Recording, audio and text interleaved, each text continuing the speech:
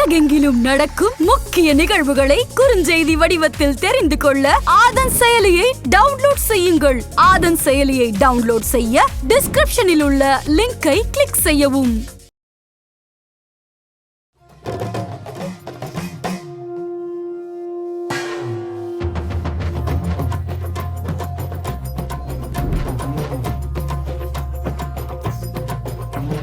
வடபழனி கோயில் உருவாகிறதுக்கு காரணம் வட வேங்கீஸ்வரர்ல அந்த அண்ணாசாமி ஐயாவுக்கு ஒருத்தர் சொல்றாரு. அவர் என்ன சொல்றாருன்னா திருப்பூருக்கு போன்னு தான் சொன்னார்.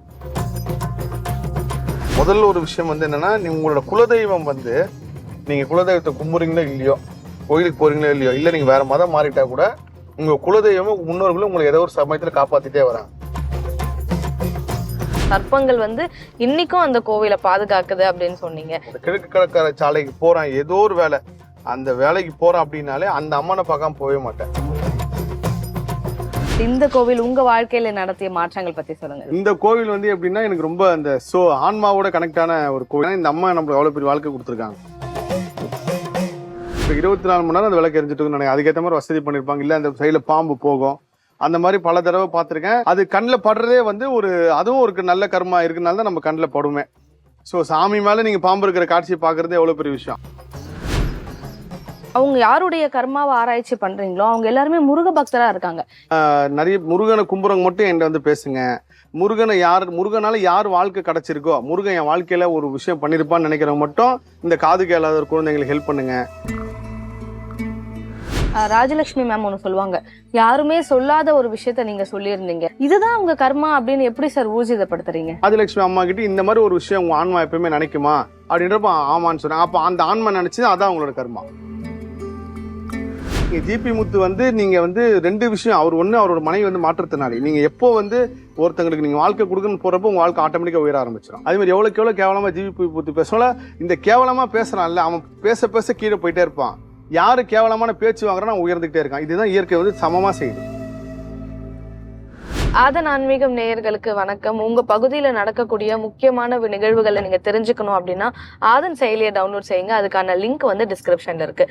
கடந்த முறை சிறுவாபுரிக்கு நாங்க போயிருந்தப்ப நீங்க அதுக்கான வரவேற்பு ரொம்ப நல்லா கொடுத்திருந்தீங்க. கெஸ்ட்டை வெல்கம் பண்ணிடலாம். வணக்கம் சார். வணக்கம். எல்லா புகழும் முருகனுக்கு. எப்படி சார் இருக்கீங்க? முதல் எப்பயும் போல வடபழனி முருகரை வணங்கி ஆரம்பிச்சிருக்கோம். இந்த முருகருகியம் ஆரம்பம்ன்ற சொன்னீங்கல்ல, ஏன்னா அது சிறுவாபுரி நம்ம அந்த காணொலி வந்ததுக்கு அப்புறம் அவ்வளவு கூட்டம் போகுது அப்படின்றப்போ ஒரு பெரிய சந்தோஷமும். அதே மாதிரி அந்த காணொலி காரணமே முருகர் தான். முருகர் தான் நம்மளை எடுக்க வச்சது, முருகர் தான் பேச வச்சதும், முருகர் தான் அந்த கூட்டத்தை வர வைக்கிறது. எனக்கு கோயிலோட அதிகாரி ஃபோன் பண்ணாரு. நான் இத்தனை வருஷம் 7 வருஷம் அது சார் வேலை செஞ்சு இப்படி ஒரு கூட்டத்தை நான் பார்த்ததில்லைன்னாரு. அப்ப நான் சொன்னேன், இதுக்கு நல்லதுக்கு சார், அந்த கூட்டத்துக்கு ஏற்ற வசதி மட்டும் பண்ணி கொடுங்க. ஏன்னா நிறைய பக்தர்கள் சிரமப்படுறாங்க. ஆமா சார், வெயில்ல நிறைய பேர் கஷ்டப்படுறாங்க. ரொம்ப அதுக்கேற்ற மாதிரி பண்ணி கொடுங்க. அப்புறம் அமைச்சர் இந்து சமய அறநிலையத்தை அமைச்சிட்டு ஒரு கோரிக்கை வச்சிருக்கேன். ஏன்னா இனியும் வருங்காலங்களில் கோயிலுக்கு முருகபதி அதிகமா வர செய்வாங்க. நீங்க 2024 எண்டுலாம் பாருங்க, இப்பெல்லாம் நம்ம சாதாரண ஒரு சின்ன முருகன் கோயிலே மக்கள் கூட்டம் அதிகமா இருக்கும். அப்படி இருக்கும். அதனால மக்களுக்கு போதிய வசதி செஞ்சு கொடுக்கணும் ஒண்ணு. இன்னொன்னு, இந்த திருப்பூர் கந்தசாமி நம்ம போறோம், அதுவும் முருகர் உத்தரவுப்படி தான். ஏன்னா கிட்டத்தட்ட 1.5 மாசமாவா 3 வாட்டி ஷூட்டிங் டே ஃபிக்ஸ் பண்ணி இப்ப மிஸ் ஆச்சு. முதல் ஒரு நாள் போறப்போ குழந்தைக்கு உடம்பு சரியில்லை அப்படின்ட்டு அம்மா போட்டுன்னு தள்ளி போட்டோம். அதுக்கப்புறம் இயற்கையாவே ஒரு தடை வந்துச்சு. அதுக்கப்புறம் நேத்து கூட தடை வர வேண்டியது, அதை மாத்தி முருகர் உத்தரவு கொடுத்துட்டாரு போய் ஆகணும்ட்டு. இதுல இந்த மத்த கோயிலுக்கு போறதை விட, மற்ற முருகனை பத்தி பேசுறதை விட எனக்கு திருப்பூர் கந்தசாமி ஏன் மனசுக்குள்ள அவ்வளவு பெரிய ஒரு ஆனந்தம் இருக்கு. காரணம் என்னன்னா, வடபழனி கோயில் உருவாகிறதுக்கு காரணம் வட வேங்கீஸ்வரர்ல அந்த அண்ணாசாமி ஐயாவுக்கு ஒருத்தர் சொல்றாரு. அவர் என்ன சொல்றாருன்னா, திருப்பூருக்கு போன்னு தான் சொன்னார், வேற எங்கேயுமே போக சொல்ல. திருப்பூர் கந்தசாமியை போய் பாரு அப்படின்னு சொல்றாரு. அப்ப அவர் அண்ணாசாமி ஐயா என்ன பண்றாருன்னா, திருப்பூருக்கு அந்த சாமி எங்க இருக்குதோ அப்போ அந்த அளவுக்கு வசதி எல்லாம் கிடையாது. நான் சொல்ற 150 வருஷத்துக்கு முன்னாடி. அப்போ ஒண்ணு கடல் மார்க்கமா போய் ஆகணும், இல்ல நதி ஒரு கால்வாய் வந்திருக்கு, படகு சவாரியை பண்ணி ஆகணும், இல்ல நடந்தான் போய் ஆகணும். வேற வழியே கிடையாது. இந்த 3 தான். அப்ப என்ன இருக்குன்னா, இவர் திருப்பூருக்கு கடும் வயிற்று வழியில இருக்காரு. ஒரு நாள் காலையில எழுதான் இன்னொரு பெரிய ஒற்றுமை என்னன்னா, அவர் திருப்பூருக்கு போன முதல் நாள் வியாழக்கிழமை, நம்ம இப்ப போறது வியாழக்கிழமை இயற்கையாவே அமைஞ்சிருக்கு. அப்ப போயிட்டு இருக்கும்போது பாதி தூரம் போறப்பே ஒரு வயிறு வலி சரியாயிடுச்சு. அவர் என்ன நினைச்சாருன்னு தெரியல. என்னன்னா ஒரு தெய்வத்தை பார்க்க போறோம், ஒண்ணு அந்த தெய்வத்தை பார்த்ததுக்கு அப்புறம் பலன் கிடைக்கணும், இல்ல வந்ததுக்கு அப்புறம் பார்த்து வந்ததுக்கு அப்புறம் நான் போறதுக்கு முன்னாடியே இருக்குன்னா அப்போ தலைமை எப்பேற்பட்ட ஒரு ஆள். அவர் முருகரை பத்தி மிகப்பெரிய ஆளுங்க. அப்புறம் முருகரை போய் பார்க்க போறாரு. பார்த்துட்டு வந்ததுக்கு அப்புறம் வாழ்க்கையில பிறகு அவர் தொடர்ந்து போக ஆரம்பிக்கிறாரு. தொடர்ந்து போக ஆரம்பிக்க என்ன ஆயிடுதுன்னா இவரை வந்து வழிப்பறி பண்றாங்க. அப்போ வந்து அந்த நடுவுல வந்து கொள்ளையர்கள்லாம் இருந்திருக்காங்க. இப்போ இவர் அதுக்கு பயந்துட்டு என்ன பண்ணுவாராம், பகல் நேரத்துல நடந்தே போவாராம். அப்போ சாப்பாடுலாம் கட்டிட்டு போவாராம். அந்த சாப்பாடுலாம் பிடிக்கினாங்களாம் அவர்கிட்ட. இப்படியே ஒரு கட்டத்துக்கு மேல போய் போய் போய் போய் திடீர்னு அதுக்கப்புறம் ஒரு ஞானம் வந்ததுக்கப்புறம் திருத்தணிக்கு போறாரு. அப்பேற்பட்ட ஒரு அற்புத ஸ்தலம் திருப்பூர் கந்தசுவாமி அப்படின்ற சொல்றதுக்கு புண்ணியம் பண்ணிருக்கணும். அந்த கோயிலை பத்தி நம்ம பேச போறோன்றது ஒரு பெரிய சந்தோஷம். கண்டிப்பா சார். இன்னொரு விஷயம் நான் சொல்லியே ஆகணும். நேத்து வடபழனி முருகன் கோவில் நான் போயிருந்தேன்.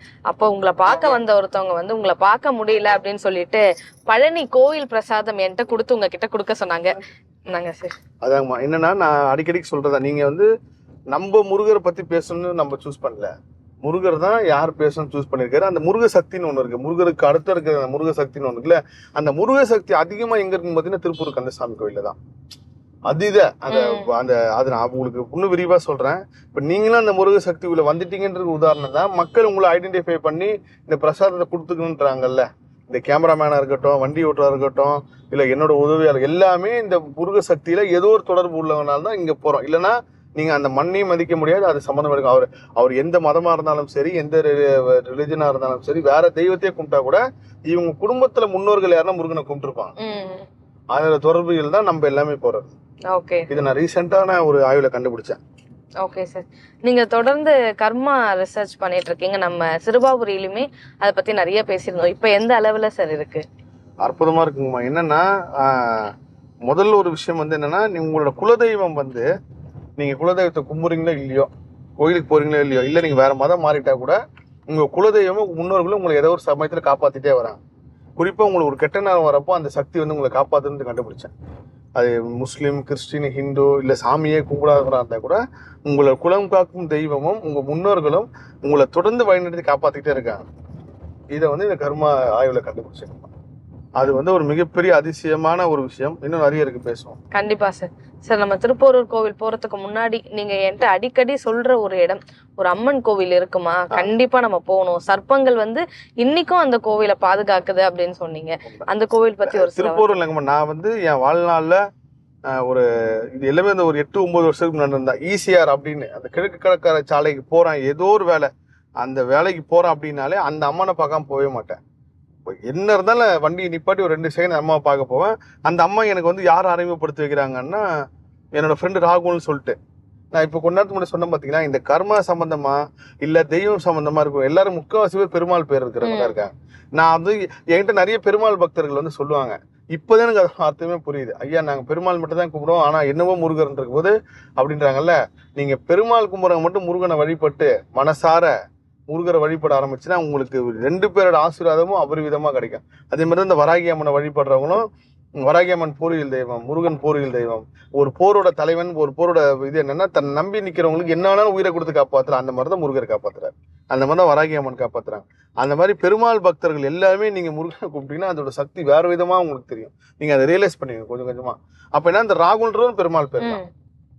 அவர் வந்து ஒரு நாள் நான் ஒரு பெரிய எக்ஸ்ட்ரீமான ஒரு பிரச்சனையில இருக்கேன், ஒரு படம் சம்பந்தமா. அது கடைசியில வந்து தெரிஞ்சே நஷ்டத்துல போய் விடுவான்னு சொல்லுவாங்கல்ல. அது உங்களுடைய கர்மா. அப்பொழுது ஏன் கர்மா அதுதான். அதெல்லாம் நான் இப்பதான் ரியலைஸ் பண்றேன். நான் ஏன் அவனை போய் பார்க்கணும். நான் ஒருத்தர் என்கிட்ட கேட்டாரு, சார் முருகர் பேர் வச்சவங்களே என்னை ஏமாத்துறாங்கன்றப்போ எனக்குலாம் வந்து எனக்கு அதிகமா வாழ்க்கையில பாதிப்பு ஏற்படுது முருகர் பேர் தான். செந்தில் அதெல்லாம் நிறைய பேர் இருக்கு, ஒரு பேர் மட்டும் நான் சொல்றேன். ஸோ அப்போ அதுக்கு நான் அப்படி முருகர் செய்தேன் கிடையாது. ஏன்னா முருகர் அவர் மூலயமா எனக்கு பாடத்தை புகட்டிருக்காரு. முருகர் அந்த பேர் மூலமா எனக்கு கர்மா வாங்கியிருக்காரு. நீங்க இன்னைக்கு ஒரு பெரிய வேதனை படுறீங்க, ஒரு நல்ல விஷயம் பண்ணிட்டு இப்போ அந்த சஷ்டி கேட்டரிங்னு ஒரு தம்பி இருக்கா. அப்படி இந்த கண்ணு தெரியாத குழந்தைங்களுக்கு ஃபுட்டு கொடுக்கறதுக்கு வந்து நான் எங்கெங்கேயோ போய் பேசினேன். பெரிய பெரிய சென்னையில் இருக்கிற எல்லா பெரிய கேட்டரிங்காலும் எனக்கு நண்பர்கள். அந்த பையனுக்கு போய் சேர்ந்துச்சு அந்த இது. அதுவும் முருகர் அந்த பையனுக்கு கொடுக்க சொன்னார்னால கொடுத்தேன். அந்த பையன்கிட்ட கொடுக்கும்போது என்னன்னு சொல்லி கொடுக்குறேன், நீங்க சாப்பாடு செஞ்சு எடுத்துட்டு வந்து கொடுத்துட்டு போற வரைக்கும் உனக்கு பிரச்சனை வரும், எதுக்கும் பயந்துராது, தைரியமா இரு, முருகர் இருக்காரு, உன்னோட 5 வருஷம் கர்மாவே இந்த சம்பவம் மாத்த போகுது. இந்த விஷயம் மட்டும் தான் சொன்னேன். அதே மாதிரி அந்த பையன் சொன்னான், அண்ணா நாளைக்கு ஃபங்க்ஷன்னா இன்னைக்கு ஒரு பெரிய ட்ரே என் பொண்ணு மேல விழுந்துடுச்சு, ஒரு ஆக்ஷன்ல இருந்து தப்பிச்சேன், வர விடாம பண்ணுச்சுன்னா மீதி வந்தலாம். அதுதான் அப்போ இந்த மாதிரிலாம் இருக்கும்போது ஒரு பெரிய பிரச்சனை. அப்போ நான் பாண்டிச்சேரிக்கு போய் ஆகணும். அந்த ராகுல் சொல்ற, சார் இங்க ஒரு அம்மன் கோயில் இருக்கு, வாங்க உங்களை கூட்டு போறாரு. போயிட்டு லெப்ட் அந்த பிஜேபி தாண்டின உடனே இந்த இடத்த சொல்லுங்க, ஏன்னா மக்கள் கண்டிப்பா இந்த கோயிலுக்கு போகலாம். அவ்வளவு பெரிய அதிசயம் இந்த அம்மா என் வாழ்க்கையில பண்ணிருக்காங்க. பிஜேபி தாண்டின லெப்ட்ல போற பார்த்தா ஆதிபராசக்தி மாரியம்மன் இருக்கு. என்னோட தெய்வமே குலதெய்வமே பெண் தெய்வம் தான். அப்போ இந்த அம்மா கிட்ட கேட் பூட்டிருக்கு. யார் ஒன்னாலும் வெளியில இருந்தா கூட உள்ள போக முடியாது.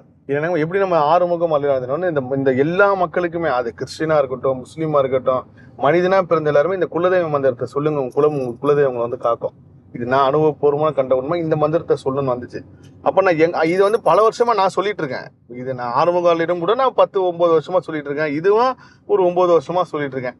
அப்ப நான் எங்க போனாலும் என் குலதெய்வத்தை மந்திரத்தை சொல்லிட்டு தான் அதுக்கு உண்டான விஷயம் சொல்லிட்டு, எந்த தெய்வத்தை கும்பிட்டாலும் சரி, அவங்க பேரை சொல்லிட்டு, முருகனே கும்பிட்டாலும் அவங்க பேரை சொல்லி, ஏன்னா அவங்க தான் நம்மள முருகன்கிட்ட முருகன் நம்ம கிட்ட வரப்போ நடுவுகிற எல்லா தடையும் நீக்கி வர வைக்கிறது. அப்ப இந்த மந்திரம் சொல்லி இந்த அம்மா கிட்ட நான் வேண்டேன், இந்த மாதிரி மருகன்ட்டு. இந்த இடம் இருக்கிறது பிஜேபியில இருந்து கோவளம் போறதுக்குள்ள நான் எவ்வளவு பெரிய பிரச்சனை அது அப்படியே மாறிடுச்சு. இங்க வந்ததுனால நடந்துச்சா இல்ல அது நடக்கிறதுக்கு முன்னாடி இங்க வந்தனா அந்த யோசனைக்குள்ளே நான் போல. இந்த அம்மாவை பார்த்தோம், சொன்னோம், நடத்திட்டாங்க, அவ்வளவுதான். மைண்ட்ல ஃபிக்ஸ் ஆயிடுச்சு. அன்னில இருந்து இப்போ வரைக்கும் ஈஸியார் போனாலே அப்புறம் அது மாதிரி எவ்வளவு பிரச்சனையெல்லாம் நான் போயிட்டு கொஞ்சம் எதனாவது ஒரு மனசு ஏதோ ஒரு விஷயம் நடக்குது, எனக்கு பிரச்சனை இல்லாம தொழில் சார்ந்தவங்க வரும். அப்போ வந்து நான் அது சம்பந்தம் போனா அங்க போயிட்டு அந்த அம்மா கிட்ட சொல்லிட்டு வந்து நான் மாறிடும். அப்போ நான் ஒரு கட்டத்துல போகும்போதுன்னா அந்த கோயில் சாத்தி வச்சிருக்கும் போது நான் பல தடவை பாம்பு பார்த்திருக்கேன். நான் போகும்போதெல்லாம் சாமி மேல பாம்பு நிற்கும், இல்ல அந்த ஓரத்துல போகும். இந்த மாதிரி ஒரு மினிமம் ஒரு 50 வாட்டியாவது பார்த்திருப்பேன். இன்னும் நிறைய இருக்கு, அங்க போய் சொல்லுவோம். அப்போ அதுல நான் ஒரு வாட்டி கோயிலுக்கு போகும்போது ஒரு காதல் ஜோடி வந்து அந்த முன்னாடி கோயில் திறந்து விட்டுருப்பாங்க, உட்காந்து போது அலறி அடிச்சுட்டு வெளில ஓடி வராங்க. நான் அந்த கார்ல பார்த்தீங்கன்னா கேட்டேன், சார் பின்னாடி ஏதோ கத்திர மறைச்சு பார்த்தா பாம்பு நிக்குதுன்னு, நீங்க எதுக்கு இங்க வந்து உட்காந்தீங்க? அப்புறம் அவங்ககிட்ட சொன்னேன், நான் அவங்களே பாம்பு பார்த்திருக்கேன், நான் பல தடவை பார்த்திருக்கேன். அங்க இருக்கிறவங்க எல்லாரும் மிகப்பெரிய சக்தி வாய்ந்தவங்க. அப்புறம் ஏன் இந்த கோயில் உள்ள சக்தி பார்த்தா அந்த அம்மன் சுயம்பம் வந்த அம்மன். சோ நீங்க அதே மாதிரி அது கடலுக்கு ஸ்ட்ரைட் எதிரில் இருக்கு. நீங்க பார்க்க போறீங்களா, நேர் பீச்சுக்கு எதிரில் நீங்க கடல் சம்பந்தப்பட்ட கோவில் எல்லாமே அது இயற்கையா வருதோ இல்ல செயற்கையாகிறோம் கிடையாது. அது அப்புறம் யூனிவர்ஸ்ல இந்த டிசைன்ல வந்திருக்கு. இந்த இடத்துல பல நூற்றாண்டுக்கு முன்னாடி கோவில் இருந்திருக்கு, அதோட தொடர்பு தான் இப்ப வர்றது. அப்ப இந்த அம்மா அபரிதமான சக்தி படைச்சவங்க. கண்டிப்பா பேரே ஆதிபராசக்தி மாரியம்மன். அப்பா சொல்லும் போதே மெய்ஸ் இருக்குது. அங்க போயிட்டு அந்த அம்மா பத்தி பேசிட்டு திருப்பூருக்கு போவோம். கண்டிப்பா சார், நம்ம தொடர்ந்து எல்லா விஷயங்களும் பேசலாம்.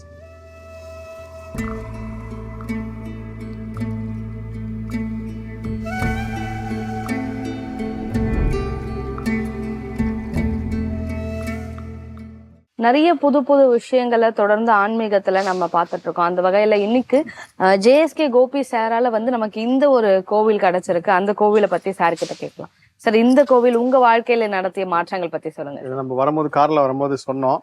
அதுக்கு முன்னாடி ஒரு முக்கியமான விஷயம் சொல்லணும்னா, இந்த கண்ணாடி வந்து நிறைய பேர் கமெண்ட்ல போடுறாங்க, ஏன் சார் கண்ணாடி போட்டு பேசுறீங்க கண்ணாடிக்கு? அதுக்கு ஒரு 4 காரணம் இருக்கு, அது இப்போ சொல்ல முடியாது, அதுக்கு உண்டான நேரம் காலம் வரும்போது சொல்றேன். ஸோ காரணத்தோட தான் அணிஞ்சிருக்கனே தவிர மற்றபடி அவங்க நினைக்கிற மாதிரி நிறைய பேர் அதை வந்து நீங்க கண்ணாடி கழட்டிட்டு பேசுங்கன்னாங்க. ஒரு காரணம் இருக்கிறதுனால தான் போட்டிருக்குங்க. ஒண்ணு, இந்த கோவில் வந்து எப்படின்னா எனக்கு ரொம்ப அந்த ஆன்மாவோட கனெக்ட் ஆன ஒரு கோவில். நான் சொன்னல அந்த ஒரு பெரிய ஒரு பிரச்சனை பாதி வழியிலே வந்துன்றப்போ, இனிமேல் எப்போ ஈசிஆர் வந்தாலும் கரெக்டா பிஜேபி தாண்டினோடனே இந்த ஆட்டோமேட்டிக்கா என் கூட வரவங்க எல்லாருமே எனக்கு ரொம்ப நெருங்கிய நண்பர்களா இருக்கட்டும், இல்ல இந்த கார் ஓட்டுநராக இருக்கட்டும், ஸோ நான் இந்த எந்த வேகமான ஒரு வேலையா பாண்டிச்சேரியோ இல்லை ஈசிஆர் வழியா போனனாலும் என் கூட வரவங்களுக்கு தெரியும் இந்த கோயில் நான் போயிட்டு தான் வருவேன்ட்டு. போகும்போது தான், அதுவும் வரும்போது பார்த்துக்கலான்னு கூட விட மாட்டேன். ஏன்னா இந்த அம்மா நம்மளுக்கு எவ்வளவு பெரிய வாழ்க்கை கொடுத்துருக்காங்க. எப்பெல்லாம் நான் இந்த பக்கம் வரும்போது அப்பெல்லாம் ஒரு வேண்டுதல் வைப்பேன், அடுத்த வாட்டி வரும்போது நன்றி சொல்ல வைப்பேன். அவ்வளோ ஒரு ஆத்மாவோட கனெக்ட் ஆன கோவில். என்னன்னா ஃபர்ஸ்ட் ஸ்டார்டிங்ல வரப்போலாம் பாத்தீங்கன்னா, நான் இந்த கேட் இப்ப பூட்டிருக்குல்ல, அது உள்ள வரைக்கும் போகலாம். போகும்போது பாத்தீங்கன்னா அந்த அம்மா மேல பாம்பு இருக்கும், நாகம் இருக்கும், இல்ல அது கீழே இருக்கும். அந்த விளக்கு மட்டும் எரிஞ்சுக்கிட்டே இருக்கும். விளக்கு மட்டும் எப்பவுமே நான் எந்த டைம் வேணாலும் விளக்கு எரிஞ்சிட்டு 24 மணி நேரம் அந்த விளக்கு எரிஞ்சிட்டு நினைக்கிறேன். அதுக்கேற்ற மாதிரி வசதி பண்ணிருப்பாங்க. இல்ல அந்த சைடுல பாம்பு போகும். அந்த மாதிரி பல தடவை பார்த்திருக்கேன். அது கண்ணில் படுறதே வந்து ஒரு அதுவும் ஒரு நல்ல கர்மா இருக்குனால தான் நம்ம கண்ணில் படுமே. ஸோ சாமி மேலே நீங்கள் பாம்பு இருக்கிற காட்சியை பார்க்குறதே எவ்வளோ பெரிய விஷயம். அப்போ இதோட கனெக்டாக இருக்கும்போது இந்த அம்மா ஒரு பெரிய ஒரு அதிசயம் பண்ணாங்க. அது எனக்கு மறக்கவே முடியாத அதிசயம். என்னன்னா, இப்போ எப்படி ஈசிஆர் வந்தால் நான் இந்த பக்கம் இந்த கோயிலுக்கு வருவனோ, அதே மாதிரி வந்து கம்பல்சரி என்னோட குருநாதர் ஜெயக்குமார் அண்ணா வந்து வெள்ளிக்கிழமை வந்து நீ பத்மநாப சாமி கோயிலுக்கு போன்னு சொன்னார். அது பல வருஷமா இப்போ வரைக்கும் ஃபாலோ பண்ணிட்டு இருக்கேன். சென்னையில் இல்லைன்னா மட்டும் தான் போக மாட்டேன். அப்போ பத்மநாப சாமி கோயிலுக்கு வரப்போ அங்கே சாமிலாம் பார்த்துட்டு தியானத்தில் இருக்கிறப்போ இந்த கோயிலுக்கு போயிட்டு ரொம்ப நாள் ஆயிடுச்சு. ஏன்னா நம்ம ஈசிஆர் வந்தால் தானே இந்த கோயிலுக்கு வரும், இதுக்குன்னு வரமாட்டோம்ல. அப்போ ரொம்ப நாள் ஆயிடுச்சு இந்த கோயிலுக்கு போகணுன்னு சொல்லி எனக்கு ஒரு இன்ஸ்ட்ரக்ஷன் வருது.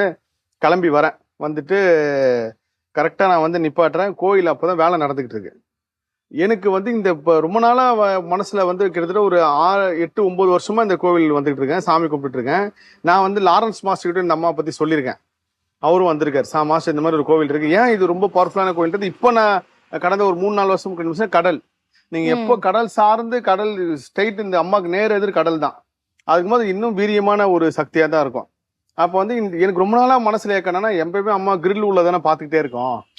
கிரில் கேட் உள்ளே தான் பார்க்குறோம், வெளியில பார்க்க முடியல. சப்போஸ் நம்ம வர நேரம் இந்த கோவில் திறந்திருக்காது. இப்படியே இருக்குப்போ நான் அந்த வெள்ளிக்கிழமை அந்த கோவிலேருந்து வரப்போ பார்த்தீங்கன்னா கும்பாபிஷேகம் நடக்குது. கும்பாபிஷேகம் அப்போ என்ன பண்ணேன்னா பாலாலயம் பண்ணி இந்த அம்மா கூட்டம் இங்கே வெளில வச்சிருக்காங்க.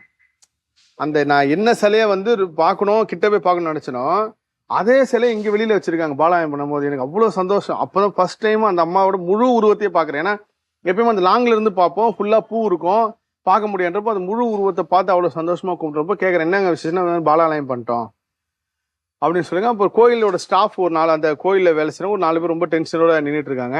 என்னங்க பிரச்சனை இல்லை, கும்பாபிஷேகம் பண்ணுறப்போ எனக்கு வந்து ஒரு இன்ஸ்ட்ரக்ஷன், இந்த கோயில் கும்பாபிஷேகம் ஹெல்ப் பண்ணோம். அப்போ நான் என்ன பண்ணேன், உங்கள் ஜிபே நம்பர் கொடுங்க, நான் வந்து பண்ணுறேங்க அப்படின்னு சொல்லிட்டேன். சொல்லிட்டு அந்த கோயிலுக்கு அரங்காவட்ட பேசிட்டு கார் ஏறுறேன். அப்போ எனக்கு ஒரு குரல் கேட்குது, காசு தான் வச்சிருக்கியே, அது ஏன் ஜிபே பண்ற? புரியுதுங்களா? காசு என் கையில இருக்கு, கேஷே இருக்கு என்கிட்ட, கொடுத்துட்டு போன்னு வருது. என்னடா இது, ஆமா நானும் வச்சு கேஷ் தான் இருக்கே, கொடுத்துட்டு போவோம். நான் ஒரு தொகையை மனசுல நினைச்சிட்டு இருந்தேன். சரி கொடுத்துட்டு போவோம்னு சொல்லி கார்ல இருந்து எடுத்துட்டு போயிட்டு அந்த தொகை, ஐயா இருந்தாங்க, நான் உங்களுக்கு கூகுள் பே தான் பண்றேன்னு சொன்னேன், பட் ஆனால் அம்மா வந்து இப்பயே கொடுத்துட்டு போன்னு சொல்லி எனக்கு சொல்றாங்க. இதை பிடிங்கன்னொன்னே நான் எந்த காசு கொடுத்தனோ அந்த காசுக்காக தான் அவங்க ஆளுங்களை சம்பளம் கொடுக்குறான்னு வெயிட் பண்ணுங்கன்றிருக்கேன். அவங்ககிட்ட காசு கிடையாது. இன்னைக்கு கொடுக்கலாமா இல்லை நாளைக்கு கொடுக்கலாமா, கோயில் வசூல் யாரும் வரலையேன்னு சொல்லிட்டு யோசிச்சுட்டு நின்றுட்டு இருக்காங்க. அப்போ இந்த அம்மா எவ்வளவு பெரிய சக்தி வாய்ந்த பாருங்க. தனக்கு என்ன வேணுமோ இந்த புள்ள இங்க வருவான், அவன் எடுத்து வந்து கொடுப்பான்னு சொல்லி அமைச்சாங்கல்ல, அது இன்னும் எனக்கு வந்து நான் சொன்னேன்லங்கம்மா, எனக்கு இந்த மாதிரி கொடுப்பனைகள் வந்து நிறைய நடந்திருக்கு. இதே பழனி ஆண்டோட திருவானன்குடி ஓம் முருகா போர்டும் அப்படிதான். அங்க பழனியில எவ்வளவு பேர் இருக்காங்க, எவ்வளவு பேர் நினைச்சா அதை செய்யலாம். ஆனா அங்க இருக்கிறவருக்கு வந்து ஏன் ஞாபகம் வந்து நீங்க இதை செஞ்சு கொடுங்கன்னு சொன்னாரு. இந்த அம்மாவுக்கு வந்து நான் அடையாருக்கு வந்தவன், இங்க வந்து இதை செய்யணும்னு சொல்லி இருந்திருக்கேன். அப்ப கொடுத்ததுக்கு அப்புறம் கும்பாபிஷேகத்துக்கு அழைச்சாங்க, ஆனா வர முடியல. இப்போ வரைக்கும் அது கும்பாபிஷேகம் ஆனதுக்கு அப்புறம் அம்மா உள்ள போய் பார்க்கவே முடியல. விரைவில் பார்ப்பேன்னு நினைக்கிறேன். ஸோ அந்த மாதிரி ஒரு அற்புத கோவில். ஈஸியாக வரவங்க எல்லாரும் இந்த கோயிலுக்கு வந்து கண்டிப்பா நீங்க என்ன கேட்டாலும் கிடைக்கும். இந்த ஆதிபராசக்தி சுயம்புவா வந்தவங்களா, இவங்க சுயம்புவா வந்து தான் உருவாயிருக்காங்க. ஸோ இப்போ அப்போ சுயம்புனா அப்போ எப்படி, இப்போ நம்ம அடுத்து திருப்பூர் கந்த சுவாமி வந்து சுயம்புவா வந்து சிதம்பரம் சுவாமிகள் கனவுல வந்து இந்த கோயில் உருவாச்சு. அந்த மாதிரி பழையவங்களுக்கு முன்னாடி இங்க கோயில் இருந்திருக்கலாம், இயற்கை சீற்றங்கள் அழிஞ்சிருக்கலாம். திரும்ப அதே இடத்துல அதுதான் நீங்க ஒரு காலகட்டம் அந்த தெய்வத்துக்கு உண்டான, இப்ப எப்படி மனிதனுக்கு நல்ல நேரம் வரப்போ அந்த தெய்வத்துக்கு உண்டான யோகமும் நேரம் வரப்போ தெய்வம் ஆட்டோமேட்டிக்கா வெளியில வந்துடும். அப்படி இப்போ உருவாயிருக்குது இந்த கோவில். ஓகே சார், இந்த கோவிலுடைய லொகேஷன் வந்து நம்ம டிஸ்கிரிப்ஷன்ல கொடுத்துருவோம். வரவங்க எல்லாருமே, அதாவது இந்த வீடியோ பாக்குறவங்க எல்லாருமே ரொம்ப பயனுள்ளதா, அவங்களுக்கு ரொம்ப பயனுள்ளதா. ஆதிபராசக்தி நீங்க கடல் சார்ந்து கடல் எதிரில் இருக்க எல்லா கோயிலும் ரொம்ப விசேஷமான கோயில். அது இந்த அம்மா நான் எப்ப வந்து இவங்ககிட்ட என்ன விஷயம் சொல்லிட்டு போனா நடத்தி கொடுப்பாங்க. ஓகே சார், மக்கள் எல்லாருக்குமே இது வந்து பயனுள்ளதா இருக்கும். ஏன்னா அவங்களுக்கும் நிறைய தேவைகள் இருக்கு, அவங்களும் வந்து இந்த கடவுளை கும்பிடட்டும் சார். சார் அடுத்து நீங்க ஒரு விஷயம் சொல்லியிருந்தீங்க, எஸ்வி சேகர் சார் வந்து எனக்கு கால் பண்ணாருமா, ஒரு பெரிய விஷயத்த சொன்னாரு.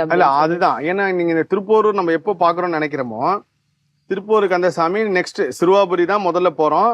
நல்லா நோட் பண்ணி பாத்தீங்கன்னா உங்களுக்கு வந்து அதே எண்ணம் தான் எனக்கு வந்துச்சு. நீங்களே என்கிட்ட போன் பண்ணி சொல்றீங்க, சார் அடுத்து திருப்பூர் கந்தசாமி பண்ணிடுவோமான்ற சொல்றீங்க நீங்க. நான் சொல்றேன், ஆமா இன்னைக்கு காலையில தாங்க திருப்பூர் கந்தசாமி வந்துச்சு, அதுதான் போறோம் அப்படின்னு சொன்னதுக்கு அப்புறம் சரி கந்தசாமி கோயிலுக்கு போறோம், திருப்பூர் பத்தி பேசுறோம். திருப்பூர்னால எனக்கு நம்ம வடபழனி கோவில் எல்லாம் கனெக்ட் ஆயிடுச்சா.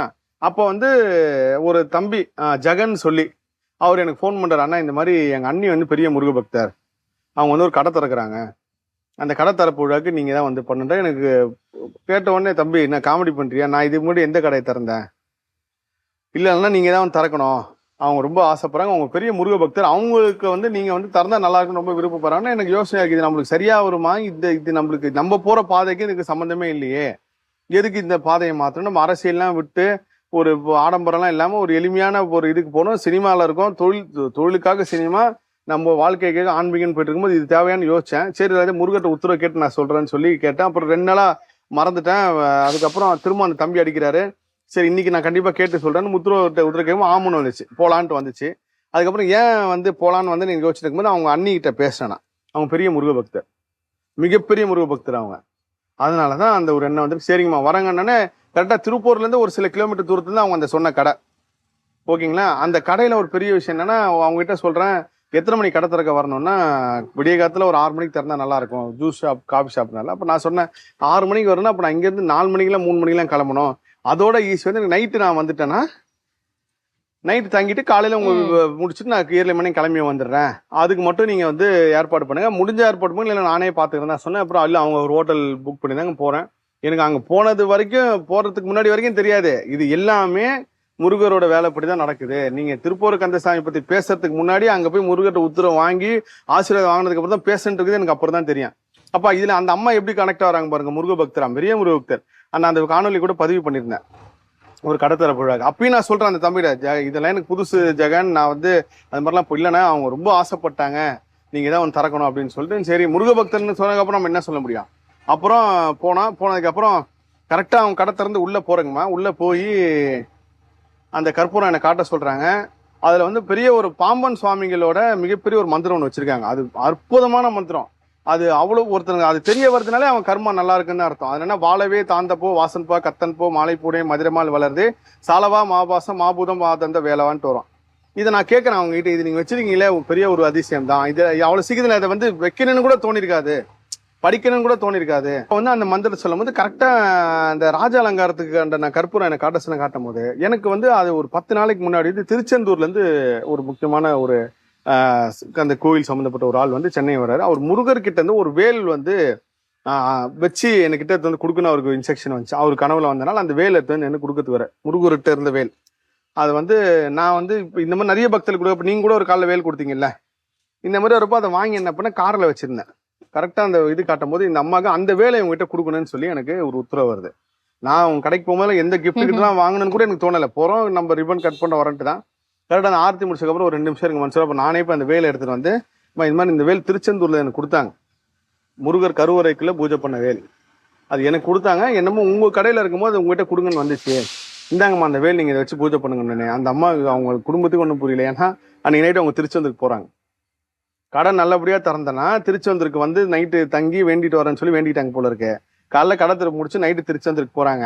அந்த திருச்செந்தூர் முருகன் இவங்க வரதுக்கு முன்னாடி எப்படி ஆசீர்வாதம் கொடுத்துருக்காரு பாருங்க. அந்த வேல் இவங்களுக்கு வரதுக்காக அது ஏன் மூலயமா நான் ஒரு கருவியா இருந்து செயல்பட்டது. அப்போ வேல் கொடுத்தா அவங்களுக்கு பெரிய சந்தோஷம். நீங்க நார்மலா ஒரு கடையில வேல் வாங்கிட்டு வரதுக்கு முருகர் கருவறையிலுக்குன்னு வர்றது எவ்வளவு பெரிய விஷயம் இருக்குல்ல.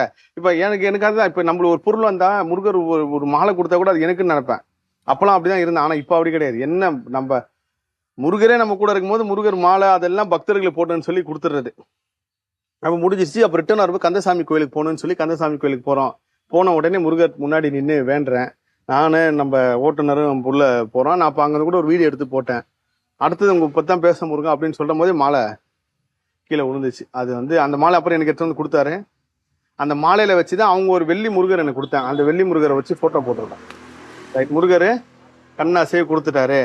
அப்புறம் அப்படியே வந்ததுக்கு அப்புறம் அங்கேருந்து உங்களுக்கு ஃபோன் பண்ணி முருகர் உத்தரவு கொடுத்துட்டாருமா ஷூட்டிங் வச்சுக்கலாம். அப்புறம் அப்படியே தள்ளி வந்து கரெக்டாக பாருங்க பங்குனி மாதம் முருகருக்கு உண்டான நாளில் வைக்கிறோம். சக்திக்குள்ள ரொம்ப டீப்பாக வந்ததுக்கப்புறம் ஒரு முருக சக்தி உங்களை வழி நடத்தும்ல, அந்த முருக சக்தி என்னையும் வழி நடத்து, அந்த முருக சக்தி தான் உங்களும் வழி நடத்து.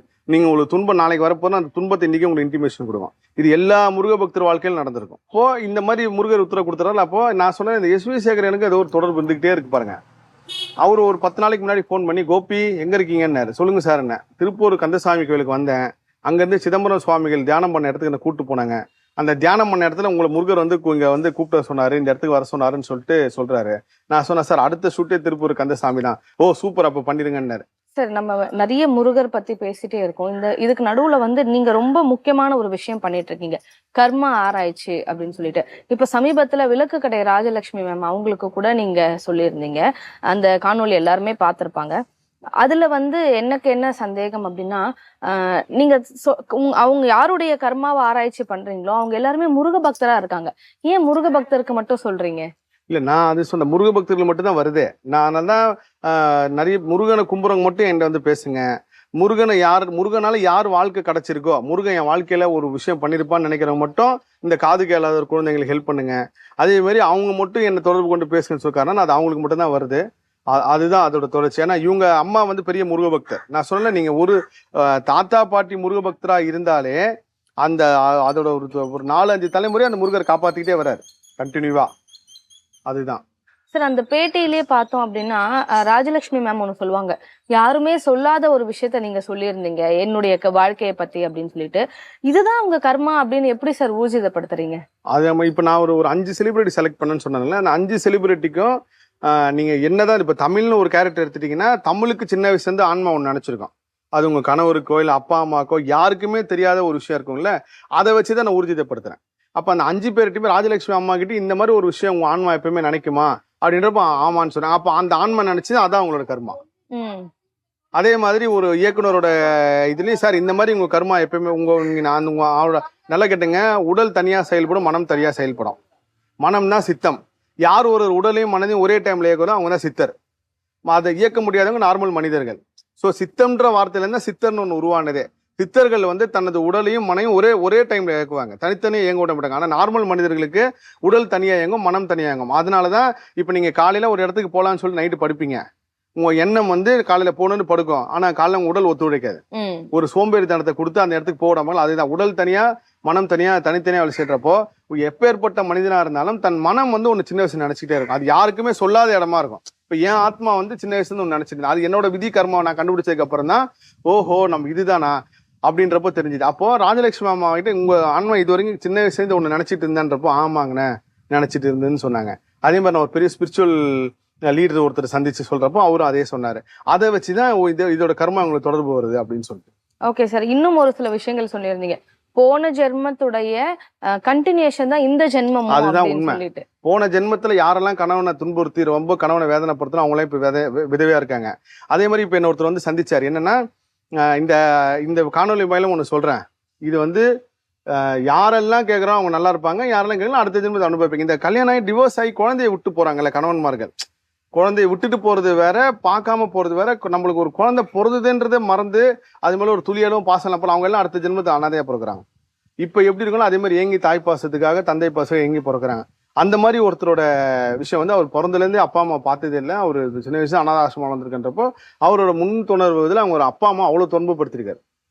அவங்க உயிர் போகும்போது இவர் அந்த நிலைமையில கூட அவங்களை துன்பப்படுத்திருக்காரு. அதோட வினை வந்து அந்த அவரோட ஆன்மா ஒரு விஷயத்தை நினைக்குன்னு சொல்றப்போ சொன்னார். அப்போ அது அவரோட வினை வந்து இந்த ஜென்மத்தில் சின்ன வயசுல அப்பா அம்மா அவர் அனாதையா வளர்ந்து எவ்வளோ பெரிய வேதனை தெரியுங்களா, அந்த வேதனை அவர் அனுபவிச்சுட்டு இருக்காரு.